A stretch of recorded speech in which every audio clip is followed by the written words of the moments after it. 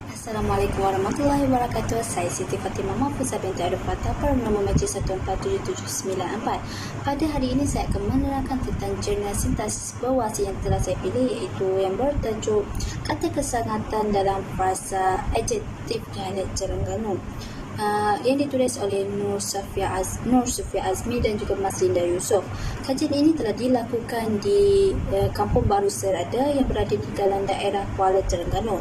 Menurut pengkaji, dialek Terengganu telah terbahagi kepada 3 bahagian utama, iaitu Terengganu Pantai, Terengganu Kelantan dan juga Hulu Terengganu. Oleh kerana kedudukan Kampung Baru Serada ini di dalam daerah Kuala Terengganu, jadi penduduk di sekitar kampung ini telah menggunakan dialek Terengganu Pantai. Pengkaji juga telah menjelaskan kata kesangatan ini bukan kata yang digunakan dalam frasa pembandingan, yang mana bersifat untuk menerangkan atau menunjukkan tata tingkap bagi frasa adjektif. Tata tingkap ini telah terbahagi kepada 7 lapisan yang bermula daripada ketiadaan hinggalah maha, dan kesangatan ini berada pada tingkat kedua tertinggi, iaitu berada di bawah maha. Selain itu, kata adjektif ini juga digunakan untuk menunjukkan 3 darjah perbandingan, iaitu perbandingan sesuatu perkara, iaitu darjah biasa, darjah bandingan dan juga darjah penghabisan. Walau bagaimanapun dalam kajian ini hanyalah tertumpu kepada darjah penghabisan. Hal ini kerana di dalam dialek Terengganu itu sendiri sememangnya mempunyai banyak perkataan-perkataan yang merujuk kepada darjah penghabisan sesuatu perkara, dan terdapat juga perkataan-perkataan yang hanya terdapat dalam dialek Terengganu itu sahaja, seperti perkataan leteng yang digunakan untuk frasa adjektif manis, iaitu manis leteng, yang menunjukkan rasa yang terlampau manis.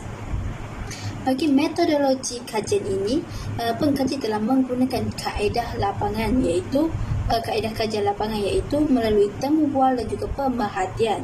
Kaedah temu bual yang dilakukan supaya pengkaji dapat mengumpulkan data-data yang sahih dan sah.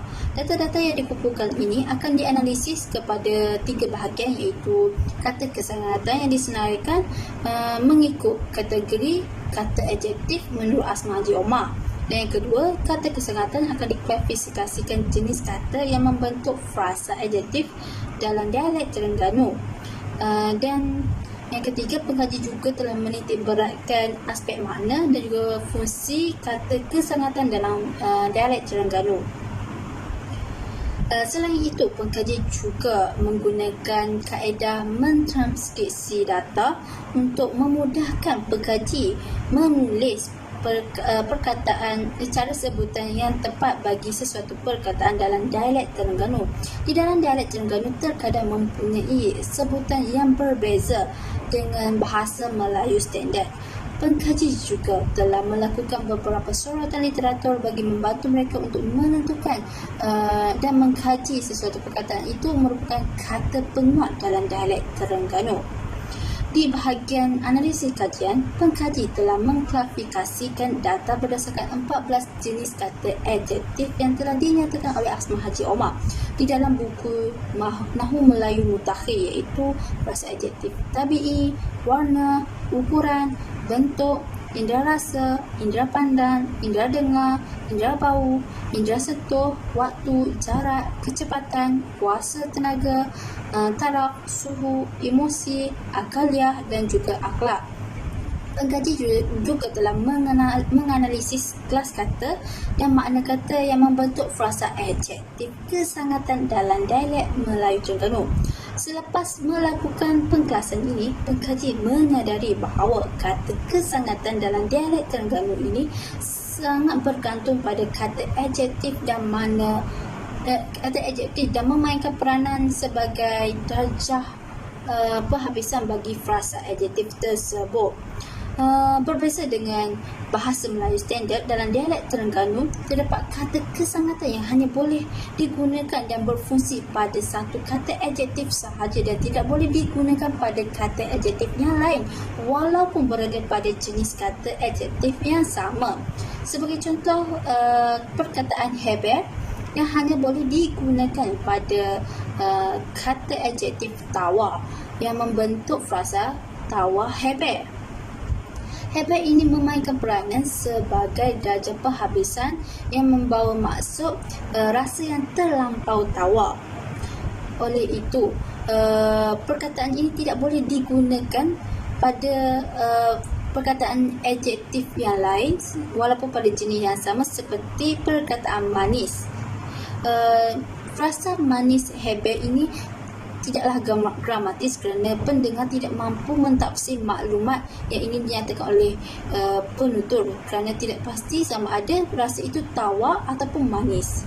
Walau bagaimanapun, terdapat juga beberapa perkataan kesangatan yang terkandung dalam bahasa dialek Terengganu yang boleh digunakan pada beberapa kata adjektif yang berbeza, malahan turut digunakan pada jenis kata adjektif yang berbeza, seperti perkataan benar, doa dan juga lajak. Perkataan doa ini boleh digunakan pada frasa adjektif kecepatan seperti bertak doa yang membawa maksud keadaan yang terlalu perlahan. Perkataan doa ini juga digunakan dalam frasa adjektif emosi seperti suka doa yang membawa maksud terlalu gembira.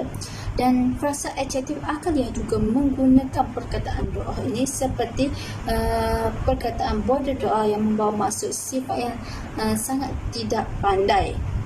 Selain itu, pekaji juga mengatakan bahawa perkataan kesangatan ini hanyalah boleh dalam dialek Terengganu hanyalah boleh hadir selepas kata adjektif sahaja, seperti frasa merah nyala, yang mana perkataan kesangatan nyala ini berfungsi untuk menerangkan warna merah itu yang terlampau merah.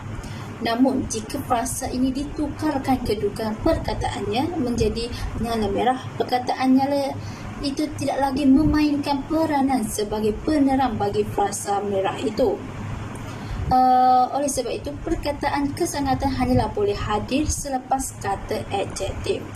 Kesimpulannya, kata kesangatan merupakan kata yang digunakan untuk menerangkan frasa adjektif sesuatu perkara. Dan di dalam dialek Terengganu, kata kesangatan ini hanyalah boleh digunakan selepas kata adjektif. Dan di dalam dialek Terengganu juga, kata kesangatan ini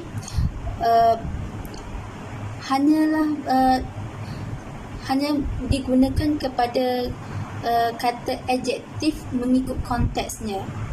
Jadi tidak semua kata adjektif boleh digunakan pada semua tidak semua kata kesangatan ini boleh digunakan pada semua kata adjektif. Ia perlu dilihat dari segi konteks ini diterangkan.